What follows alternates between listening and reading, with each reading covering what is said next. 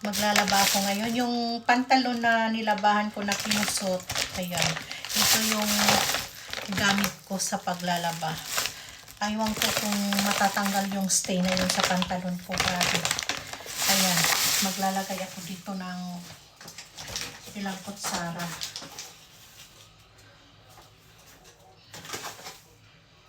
Ayan. 2 kutsara lang. Tapos yun. Hello guys! Dito na naman tayo ngayon sa pag-vlog.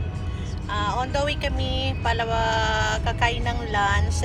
Bagong gupit ako at bagong kulay yung buhok ko. Binago ko yung kulay kasi magwi-winter na. So kailangan medyo brighter na siya na kulay. Kailangan ko baguhin. Kasi pag season ng mga summer, medyo ano naman yung ginagawa ko. Yung parang hindi